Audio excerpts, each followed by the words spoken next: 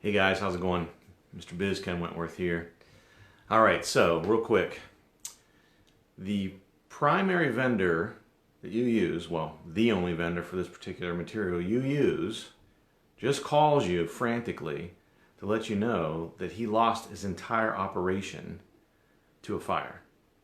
Now, the raw material that he supplies, and he has supplied to you for years, is contained in 90+% of the products that you sell. And again, his entire operation is wiped out. So he's not going to be able to help anytime soon.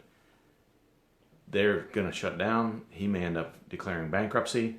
He's got insurance and things like that, but by the time he gets back up, and long story, but what do you do? What do you do? Right? You have orders. They're going to pile up. You need this raw material. If this sounds crazy, it's not. This actually happened to someone. They called me.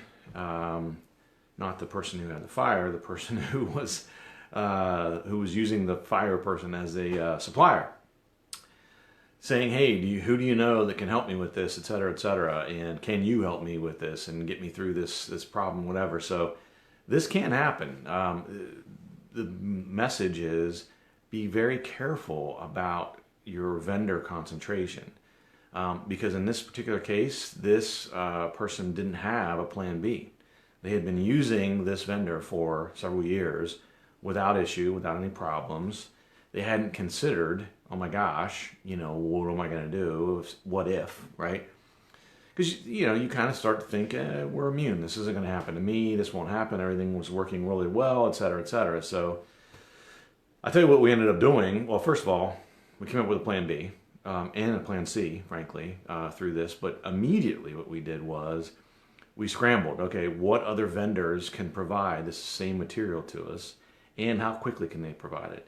Now, again, here's the problem. We didn't have relationships with any of those vendors. So they've already got existing customers that they have to supply this raw material to. So it's not like they're going to bend over backwards. And they don't know if you're going to continue to do business with them or not. They know you just need them in the short run. Now, of course, it's an opportunity for them, right? If they come through for you, maybe you'll stay with them and they've got a new customer. But ended up paying a huge premium. Not only a premium because there's no negotiation rate. It's essentially, at this point, a one-time sale.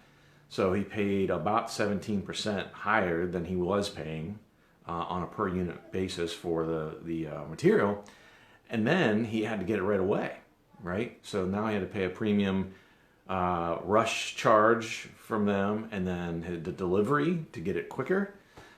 Just a bad situation overall. So it ended up a lot of the stuff that he ended up making from this.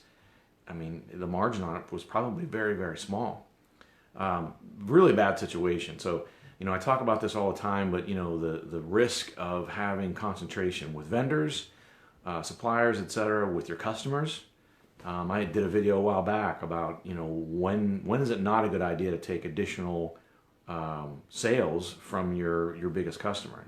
Again, it sounds counterintuitive, but that's a reason why is if you get into a situation where you've got one customer that is a large percentage of your revenue. So anyway, you got to always have a plan B. Throw them a bone every once in a while. Do a couple orders with them, etc. We scrambled. We were able to get through it. He established a relationship with the vendor that kind of bailed him out. So it ended up being good. Win-win on both sides, and he got through it. We're still in the process. Not sure if the vendor that had the loss is going to rebuild and continue or not. Was an older guy, probably closer to retirement, not sure if he wants to start all over again, kind of thing. So, but anyway, guys, you got to make sure you're very focused on concentration, because things like that can happen. It might not be a fire. It could be your vendor is in Florida and a hurricane hits and they're down. It could be things like that. It could be if you get your raw material from via the railroad and there's a railroad strike. You got to think about those things. Not that they're going to happen. They're going to happen, but you got to be prepared if they do happen, that you're not, caught with your proverbial pants down, because your customer's only worried about, hey, I ordered this product from you, I expect it. So you got to make sure you're really cognizant of that. So don't let this happen to you. These are kind of things we work through. in my online course. Go out and check it out, MrBizProgram.com, MrBizProgram.com. In case you missed the first 2 times, what was it? Anybody? MrBizProgram.com, you got it. That's all I want to talk about right now. Big issue, make sure it doesn't happen to you. Always have a plan B and kind of a plan C in the back burner as well. We'll talk again soon, guys. See ya.